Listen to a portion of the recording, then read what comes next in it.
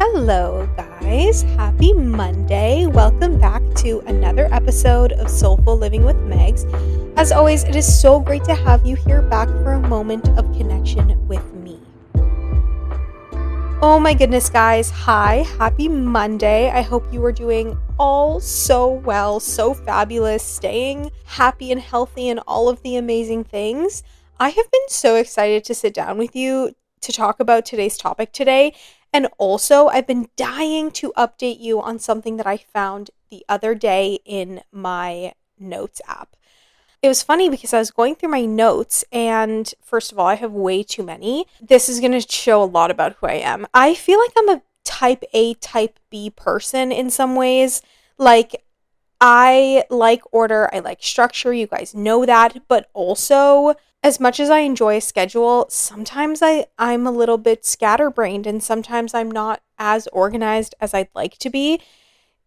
If you guys opened my phone, the unread notifications are insane. I currently have 136 unread texts. Okay, now you're probably thinking that's crazy. How can you leave so many unread? But here's the thing. I leave my read receipts on, and I want to be fully engaged in a conversation before I actually answer any texts. And if I just have my phone on delivered without any read receipts, I probably will open the message and then forget to respond, and then it'll be even longer by the time I respond. Anyway, kind of crazy. I have 215 unread emails, which is honestly probably more, but they've since the update. I have so many unread DMs on Instagram, unread Facebook messages. It's a problem. I have 102 notifications from Google. Okay, that's just, miscellaneous things. Anyway, it's a problem. But the point of that being is that my notes, I have 1,225 notes on my phone. Do I need that many? No. Do I know what half of them are? Absolutely not. I need to go through my phone notes. But as I was going through my phone notes to find my list of baby names that I had in mind for however long I've had them for, I found from 2022. Oh shoot, I cannot get the exact date from you because when I opened it yesterday, it updated it because I pinned the note. But I remember opening it, it was sometime in 2022, which is crazy that it was that many years ago. And if you guys have listened to the pod from the beginning, I'm pretty sure I mentioned that starting a podcast was something I've thought about for years and how I joked about it with one of my friends from work at the time.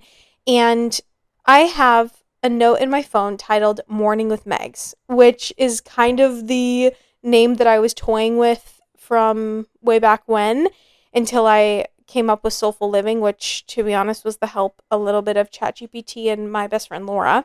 Anyway, point being is that I've had this note sitting in my phone since 2022.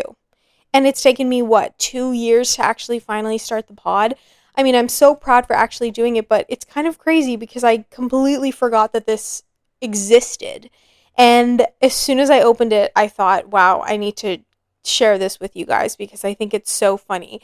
I have here episode 1 and then the topics for discussion, which we can totally do, but I wanted to get into this with you here and just read what I had because my thoughts about some of these have completely changed and also have stayed the same, but it also shows a lot of growth that I've personally had, which makes me very proud of myself. But anyway, one of the topics for discussion was what I've observed while living in Vancouver for a year. So I was only in Vancouver for a year at the time, or something like that. Yeah, it must have been only a year. Anyway, the first point here is it's expensive. Whoop-de ding dong, we already knew that, but I think I grasped it more by being here and finally understood why my grandfather always said that BC stands for bring cash. Anyway, number 2, always on the go. Yeah, Vancouverites are always on the go, man. I guess I am too because I'm zipping around with my little legs walking around the city constantly. Too many cars honk.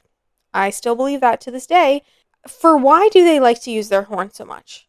Why don't we just learn how to drive properly? Controversial, I know, but I'm from Alberta and I feel like the drivers in Alberta are better. I don't know. Vancouver's not really made to drive either with the whole gridlock system in the roads, but they like to honk their horn. People are rude here. Well, a little bit. They can be. Maybe cold is the best way to put them. Not everybody's rude, but a lot of people are standoffish. And then the next thing I have here is the rain makes people sad, which makes people rude. Correct. I honestly think the weather attributes to most of the attitudes and feelings people have to other people, because when it's gloomy for weeks on end, I'm sure not a lot of people want to be chit chatting and out and about and in their best, living their best life.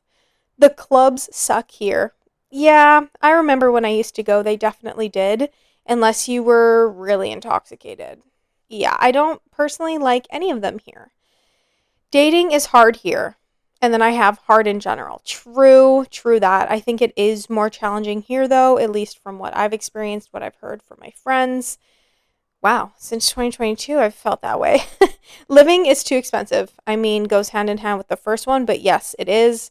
I think that we've decreased in rental prices, but if I would like to own anything, it probably won't be in Vancouver. And we need to figure that out. Whatever housing crisis we have, we got to get going on it here. It's hard to be seen here. Oh, you know what? I was probably feeling that way because of dance and how it is very saturated, the industry here. And as much as I loved it, and as much as I still love it, and as much as I've been so inspired by it, there are so many people wanting the same thing that it is hard to stand out if you don't have some crazy innate talent and also something unique to bring, I feel. And you know what? That's just my personal opinion.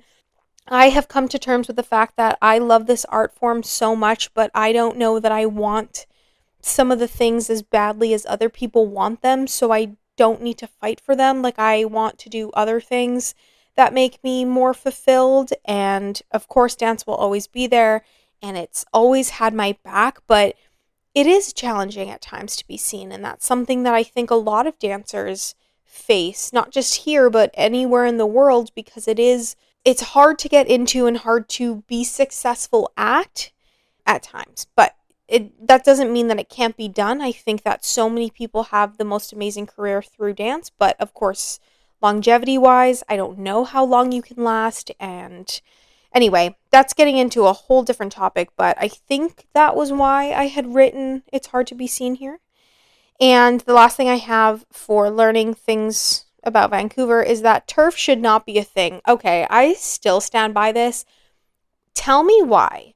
Okay, I understand that it rains a lot here. So the fact of having like actual grass is sometimes challenging, especially when it does rain constantly. Like, what's the point of that? It'll probably just be mud. I get it. And also the dogs around. But I think it's so gross. I like the look of turf if it's done properly and if it's like a nice green. If it looks fake, hate it. But the worst thing about it, and you guys know this if you live in Vancouver or have walked the streets of downtown Vancouver, especially in certain areas where there are more, there's more turf. Dogs pee on it, okay? And probably humans too, to be completely honest with you. But when it rains, all of that urine gets omitted in the air. And it smells so bad. But for a city that rains constantly, why do we have something like that is just omitting that smell? Anyway, I personally don't love it. Don't think we should have it. I don't know what we would put in replace of it. Honestly, I feel like we should try more grass or hedges. Why don't we put more hedges? I don't know. Again, if I was ruling the world or deciding things or whatever, got to pick and choose what was going on, I would choose some things differently personally, but that's just me. And then I also have in this note why I promise we're going to get into the actual topic of today's episode, which I'm excited to address, but I really wanted to get into this notes with you because I think it's so fun and goofy. And then also this is a chill chit chat one.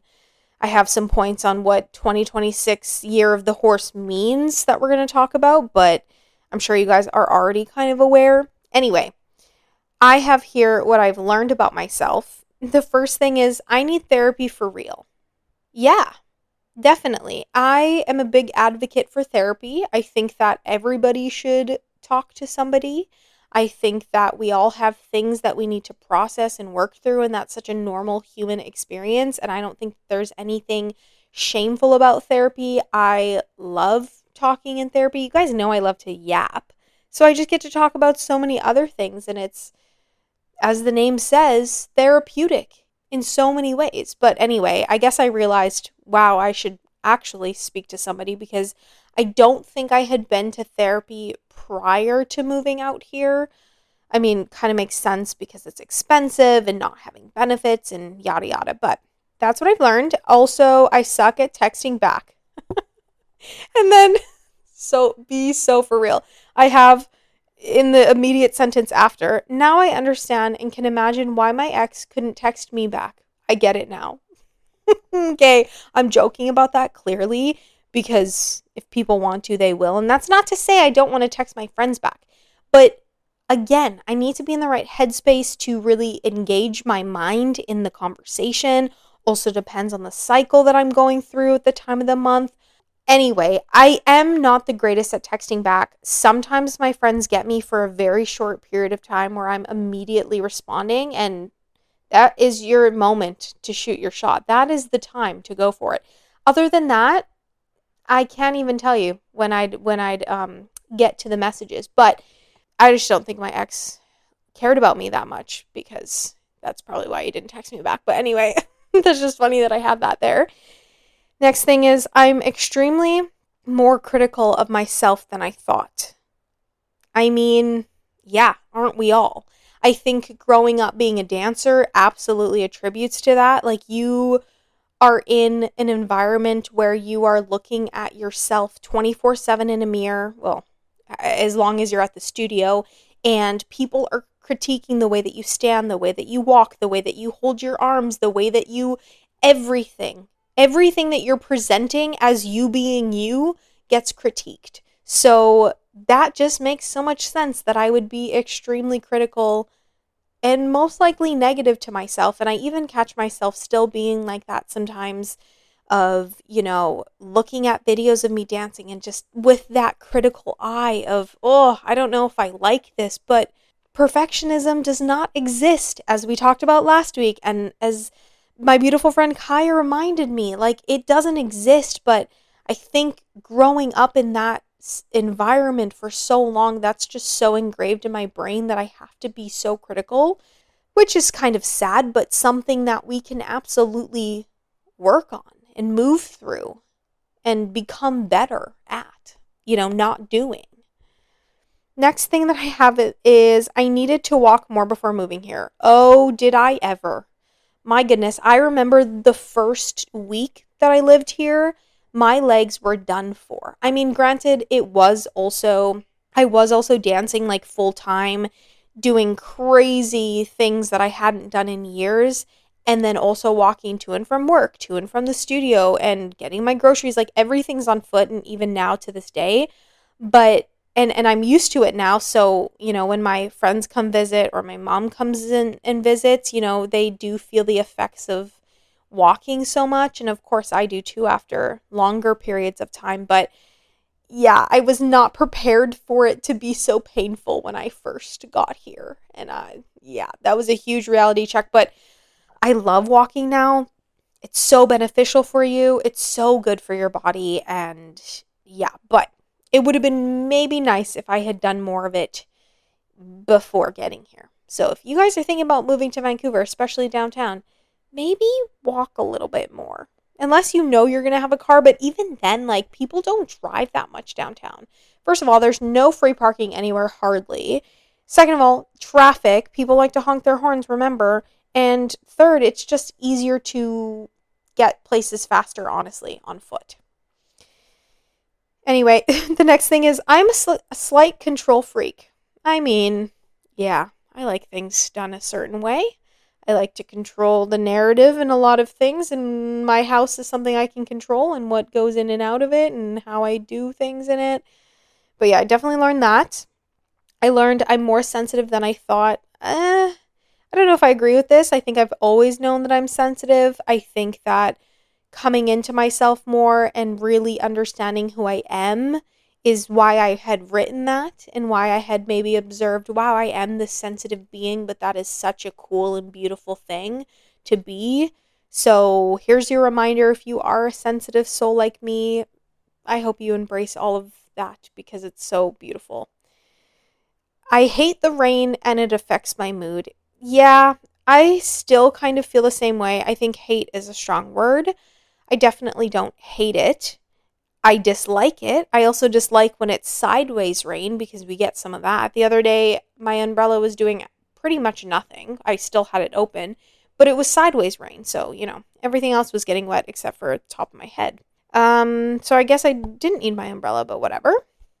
I need to make more money to afford living here. Yeah, I mean, that comes with time, but it's just so expensive to live on your own here. And that's why so many people have roommates and whatnot. And even people who live here and their families are here, like they're moving out of the house later in life because it's just so dang expensive. It's crazy. Another thing, I'm a mom for sure. Yeah, I am. You know what? I think I wrote this before my first year of the company had ended. And then also, I did another year of the company after this. And we did like end of year source awards. And they were just super fun. Like, who is whatever in the group or who's the party animal, things like that.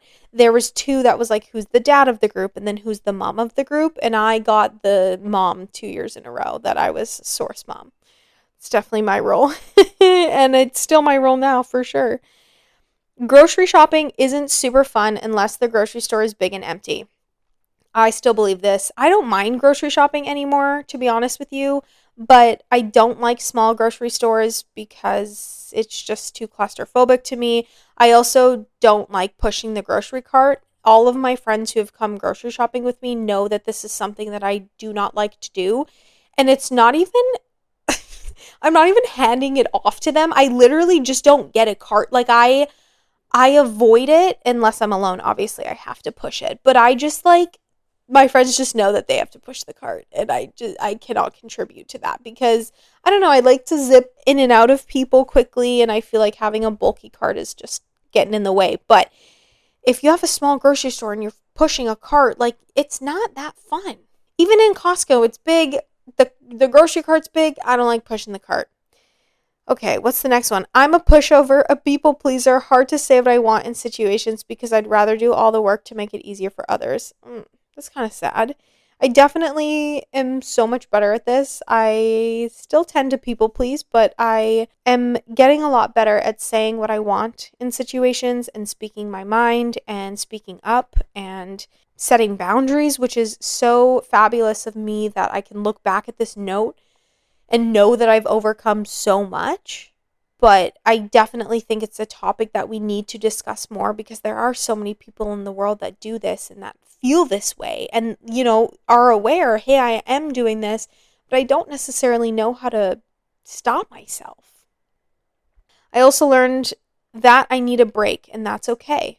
Beautiful. I remind you guys of this all the time. I love that 2022 Megan, who I guess I was 23. Wow, that's crazy. Thought taking breaks is okay. And that's something that we are going to discuss in the next few minutes here when we talk about the year of the horse, because taking breaks is super important this year for sure. This one's kind of sad. This says, I feel like I don't fit in anywhere at the moment. I must have been struggling. I know it was a hard transition, at least my first year being on my own and being in this new dance company and all of that and adjusting to living with new people and just everything like that and not having my best friends here. But I eventually found my way and I fit in very nicely, I feel. And yeah, I don't feel that way anymore, but I know that that's a common experience for people being in a new city. It doesn't have to be Vancouver, just anywhere new in general. I know that fitting in can sometimes be challenging. So I'm holding space for you if you feel like that. Feeling like so many things are happening around me and it's scary and I can't control all of it. Well, you cannot control any of it probably. You can control how you respond to situations, how you react, but what happens around you is beyond your control and I would have, if I'm talking to my 23-year-old self, I tell her just hang on for the ride. And there are so many things happening and it is scary, and that's okay to be scared, but just know that you're going to be supported and you have everything that you need to have in that beautiful brain of yours to get you through to wherever you need to go. And I hope that you guys are taking that too, because I'm speaking to every version of you that needs to hear that as well, not just my 23-year-old self when I say that. Okay, a couple more here. Friends traveling together, making plans so far away, I can't be a part of it. Oh, well, I'm probably saying that I'm sad that I can't be a part of those plans, or that I can't travel with my friends at the time. And friendships ebb and flow, and we go through a splinter era, as Tinks always talks about, and how like you come to this certain age and things change, and that's very, very normal. But I remember back then that I was feeling quite not just isolated in the city, but the fact that I can't just get up and go see my friends. I can't just go make plans because, I'm in this new job, I'm in this new dance company. I can't just leave. But yeah, I remember being sad about that.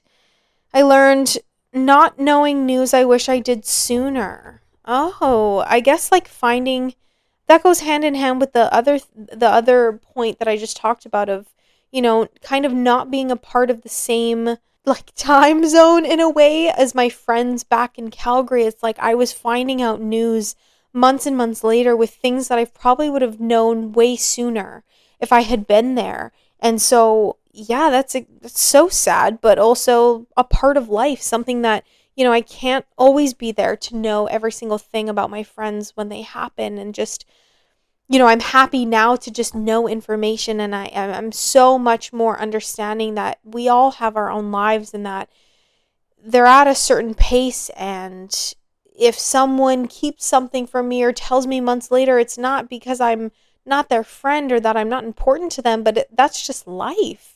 Because I do the same thing and I don't think of my friends as any different. You know what I mean?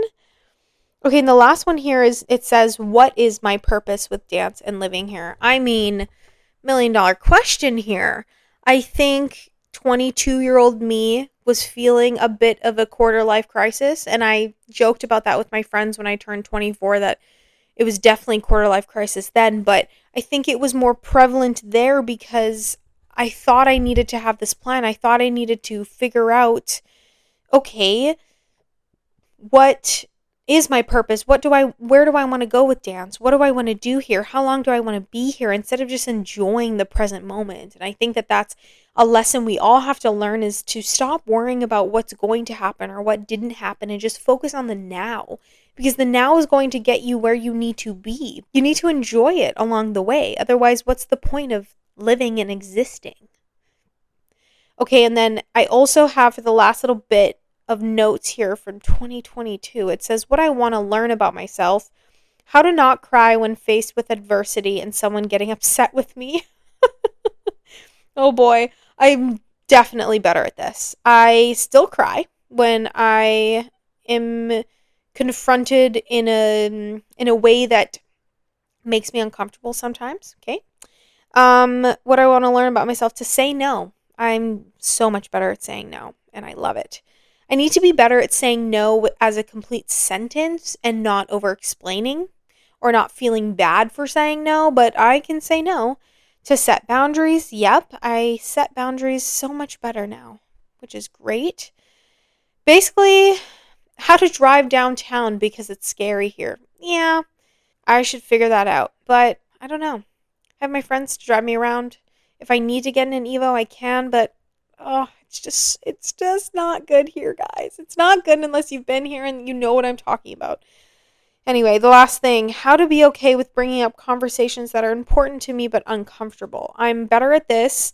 Funny enough, sometimes conversations that I have to have with people, I have to like jot notes down in order. Clearly, I have 1,200 notes in my friggin' phone, but it's helpful for me to jot down notes so that I'm like on the right train of thought. And I think that that's a good tool to use if you guys are also struggling with that, because I know confronting people and having uncomfortable conversations is not the most fun, and like you want to make sure that you're concise in what you're saying, you're making sense, you're communicating exactly how you feel instead of talking in circles, probably like I do all the time. But it's helpful if you jot some notes down, bring them with you, and then you're like, okay, these are the points that I want to touch on, this is what I've reflected. That's so okay to use a resource like that. But yeah, I think I've gotten better at bringing that up. So proud of me. Anyway, I just thought that that was so funny that I found that in 2022. And wow, here we are, 2026. Thank goodness I'm still working on the pod and enjoying every moment of it. But I just was so excited to share that with you. I thought that was, yeah, it was quite the thing, and all of that. So thanks for listening to me ramble about what was in my phone notes in 2022. It was a great reflection period. But I wanted to talk to you guys today for the last few minutes that we have left is what the year of the horse actually means, because, I've been talking about it for the last few episodes. We've addressed the year of the snake, about how the snake is all about shedding layers that don't serve you, people, things, places, anything that doesn't sit true with you is the year to leave those things behind. And this transition for me personally is so cool. The fact that you are shedding these layers and then we move into this fire horse where it's full of momentum and growth. It's such a cool, like, woo-woo concept to think about. But I read a few things online and kind of concised what actually the year of the horse means. And then also for the numerology side of it, we're going to talk about like what the number 10 means, and like 1, I guess, and 0. But numerology wise, we're in a great year, and ending on a 9 where cycles are closing and ending. But the year of the horse is all about momentum, so making your resolutions and goals a reality. This isn't the time to actually plan. Like, I feel like this year was the planning year because we're technically still in the year of the snake. But if you're feeling the urge to start something, this is the perfect year to put those plans into action.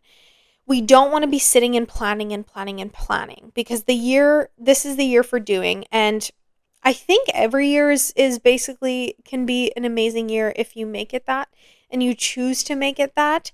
But I feel like some people are afraid to start some things because they want to plan it all out. They want it to be kind of perfect in a way, even though we know that doesn't exist. But being able to be malleable and flexible along the way when plans maybe don't go the way that you expected, but then put you in a different direction, I think is also equally important. Like, this is not the time to sit and, yeah, you can reflect and write down what your dreams and desires are, but like, start something, start somewhere. This is a perfect year to do that. This year is all about consistency as well. So finding your rhythm and sticking with your plans. And that's not to say that you can't be flexible, because there was something that I read too about how important it is to have spontaneity and be open for spontaneity. But consistency is key here. If you want to build foundations that last for years to come, if you want to be successful in whatever you want to be in, consistency reaches that. I actually saw a video today online. It was an ad or something like that. And it was showing the difference between like perfectionism and consistency. And somebody was stacking up like little blocks, kind of like Jenga, if that makes sense. And the perfection side of it was like stacking them completely even, like in line with each other, up and up and up. And obviously, if you're trying to align it and make it perfect, it's going to take you some time. But the consistency side of it was having one block set down and then the next block like slightly jagged or like across the other one, if that makes sense. And then you'd stick the other one like on top of, kind of in the same way the first one was set. So like you're kind of zigzagging it up. I hope that visual makes sense in your brain, but kind of like how Jenga is, you're not making it perfect, but you're stacking it up. And that consistency gets you there a lot quicker, than perfectionism does. So having a schedule and a routine that works for you and sticking to it is key. If you have plans to start something, start it and continue working towards it, because we know that overnight things aren't going to change. Most of the time they don't. Sometimes they do, but most of the time it's your consistent effort that actually pays off in the long run. So consistency is key here for this year, especially. And a final one an overall arching theme of the year of the horse is that we want to prioritize recovery, which I'm a huge advocate for. I love it. And on the while this year values momentum and growth, it also values recovery and listening to your body when it needs rest. And I think that that's key. If we want the longevity, if we want to have momentum, we need to take regular breaks. We need to listen to our body when it says we need to slow down today, and that's okay. It's okay to take a break, because then tomorrow I can come back even stronger. If you are sitting working at the same thing over and over again, things sometimes can be cloudy in your vision. You can be sloppy with your work, but taking a step out, taking a break, you'll always come back with a fresh mind, and it always makes you feel better. So this is the year to rest when you need rest, especially. Some things that we can do this year for the year of the horse, if we want to be in line with all of this stuff, is regular movement, which makes so much sense because of this momentum. Practicing nervous system regulation. I love this, whether that's through breathing techniques or exercise, yoga, anything that kind of, calms your nervous system down. Super key here. Creating clear boundaries, especially around when you need rest. I think boundaries in general, as you know, are extremely important. And setting boundaries within yourself for, again, when you need to take a break because your body's saying, let's pause for a moment. I think that that's what we need to focus on this year, because, again, if we want to be successful and continue the momentum and the drive that we have, we do need to take breaks. We need to slow down a little bit. And that's so okay. But in terms of the numerology aspect of it, the number 10 is a super powerful number. It represents, a completion of wholeness. And I don't know if that has to do with the actual zero or it being an even number, but it is a very powerful number. I think online it said that the number 10, or even I guess 1, is like a symbol for luck. Apparently, the number 10 resonates with the sun and the cosmos, whatever that means. So, guys, I know woo-woo stuff, but I don't know woo-woo stuff that much. But I definitely believe in the astrological part of it. But, this number gives strength. It's a powerful number, winning number, the mentality. It creates initiative and optimism, which is very cool. And again, helps with that momentum for this year of the fiery horse, of going and getting and doing. It's a very good symbol for being in balance, so you're full of joy, optimism, and life smiles on you with good luck and synchronicities that always give you success and lead you up and higher. I love that. That's so cute. I honestly think if we think this stuff and believe it, then it will just become it, which is pretty cool. Number 10 is all about trusting the magic of new beginnings. Again, the cycle is like a completion of wholeness. And when you're in that circle and you complete that loop, there's a new one to, complete again. So it's a new beginning over and over again, and just trust the process and trust the timing of your life, that it is so whole and full and that you'll figure it out along the way.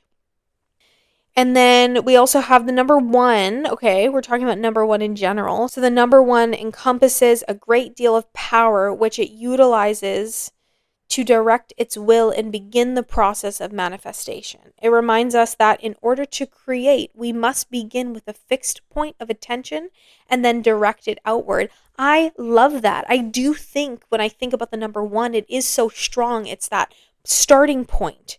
And that it is that leader and powerful way to say, yep, this is where it is, and we're going to begin this process, and it's only going to go up from here. And I do have this feeling that, if we as a collective have this positive mindset that it only goes up from here, it will only go up from here. And that's not to say you're not going to have trials and tribulations in your 2026. I'm sure you will. There's always something. because it ebbs and flows. That is life. But if we believe that we can achieve and then we actually put our plans into action and just do something, we're going to be soaring. We're going to be, running free on that horse. Think about how horses gallivant and gallop throughout the grass, wherever they go, on their field. Their beautiful hair, going through the breeze and the wind. It's stunning. They're so free. And we can feel so free too if we kind of exude that type of energy too. And I think that we can. We just have to believe that we can become it. And we will. Anyway, those are my thoughts. Those are my thoughts about 2026, the year of the horse. I will, of course, tag all of the websites that I've looked at for some of these points to talk about. Of course, if something resonated with you in today's episode, please take it. If something didn't, that is so okay. I hope next week's episode will resonate more with you. Thanks for sticking through to the end. You guys know I appreciate you so much and listening to me yap away here. I feel like I have a little bit of energy today because I had a Coke Zero. And then I tried some new coffee at work, which, I only had a few sips, but I don't know. Anyway, the point is I appreciate you listening to me yap. Thanks for listening to my 23-year-old self's notes from 2022 about starting a podcast. I'm so glad that we're finally here. I could have started it in 2022, but you know what? Everything happens for a reason, and I'm glad I have this platform now. I'm glad I can share things with you, and it's so fun to look back on stuff like that, to reflect and see how far you've grown, because I do genuinely see and feel the growth within me, which is something to be so proud of. And this is your reminder to go through your notes app and delete things that you don't need, because you probably don't need all those notes, and I definitely am doing that as an activity. I'm going to the island next weekend, and I'm going to do that when I'm on the ferry, is go through my friggin' phone and delete the phone notes that I don't need, like grocery lists, from years ago that I, again, don't need. Anyway, I love you guys. I hope that your week is filled with endless opportunities of joy and love and light. I'm sending all of that incredible energy to you. So I truly hope that you feel it. And I can't wait to, oh my gosh, I forgot to recap my weekend going out to see Brett and Han. I said I was going to do that. I will do that in next week's episode, okay? I'm going to recap that. I will recap my trip to the island because it's, my favorite place in the entire world. So I will recap that. It'll be so fun. I also just wanted to share with you that I'm looking at a beautiful pink and purple sky. Oh, it's gorgeous. The world is beautiful. I'm so happy that you're here living this life with me at the same time. Anyway, we'll talk next Monday. Can't wait. Bye, guys.